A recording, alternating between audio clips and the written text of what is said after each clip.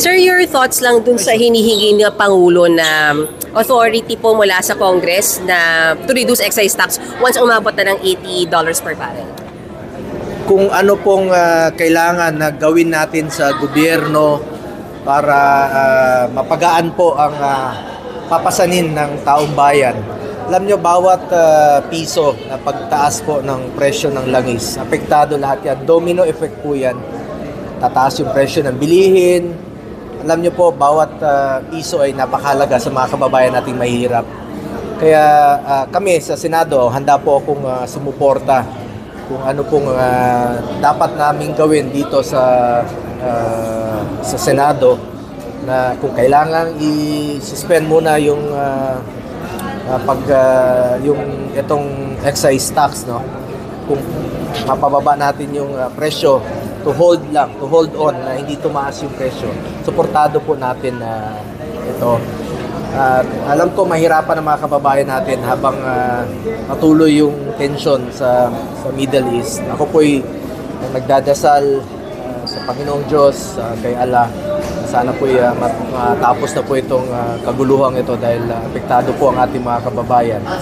Pati yung mga kababayan natin walang peace of mind dahil yung mga kamag-anak nila nasa gitna po ng giyera, ay meron pong nasaktan, may namatay po. Dasal po, no, nakikiramay po ako sa pamilya nung nasawi dahil sa giyera nito. Sana po matapos na po ito. At nananawagan po ako sa gobyerno, sa DOTR, yung fuel subsidy, ibigay niyo po sa mga mahirap nating kababayan. Yun muna ang dapat pagtuunan ng pansin at importansya. Sa DSWD, mga nahirapan po ngayon, apektado. Yun po unahin ninyo. Yan naman po ang mandato ng mga nasa gobyerno. Sa DSWD, sa DOTR, unahin po yung mga apektado talaga sa giyera ito. Isa na lang, are you in any way worried kung tumagal pa itong giyera na ito? Maraming Pilipino sa Middle East, tapos sisirit din yung crudo, yung presyo ng crudo, sir? Sobrang worried po ako. Araw-araw po akong nagdadasal at nananawagan sa lahat po ng ahensya ng gobyerno. Dapat po alerto tayo. Opisina ko rin po ay bukas po sa ating mga kababayan, mga OFWs. Kaya po tayo merong Department of OFWs. Ito po yung Department of Migrant Workers na isa po tayo sa nakipaglaban na may isa batas nito para meron na pong departamento na nakatutok talaga. I am very worried po dito sa situation na ito. Sana po matapos na po ito at hindi maapektuhan yung mga kababayan nating OFWs. Mahalaga po sa akin ang buhay ng ating mga kababayan na nasa abroad na apektado po sa gerang ito, sa tension sa Middle East. Sana po matapos na po ito. At I am urging and calling at nakikiusap po ako sa lahat ng ahensya ng gobyerno na in charge po dito sa ating mga migrant workers. Hindi lang po sa migrant workers, sa mga apektadong Pilipino na naririto po sa ating bansa dahil sa pagtataas. Tataas talaga yung presyo na to. Sigurado po yan.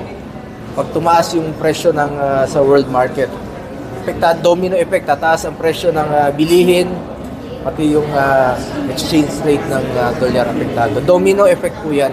Kaya dapat ang gobyerno po gumalaw. At kami naman dito sa Senado, handang tumugon kaagad na mapagaan ang pinapasang. Sana po kami sa Senado handang tumugon kaagad kung anong dapat naming gawin para po mabawasan po yung bigat na dinadala po ng ating mga kababayan dahil sa epekto nitong tension sa Middle East. Susuporta po ako kung ano po yung makakatulong sa mga kababayan nating migrant workers, sa mga OFWs. Susuporta po ako kung ano po yung makakatulong na mapagaan po ang dinadala ng ating mga kababayan. Lalong-lalo na po yung mga araw-araw na nagtatrabaho, yung mga tsuper, mga nasa transport sector po. Dapat po itugunan kaagad ito ng gobyerno at ang Senado, ang Kongreso ay handang magtrabaho 24/7 para po sa ating mga kababayan.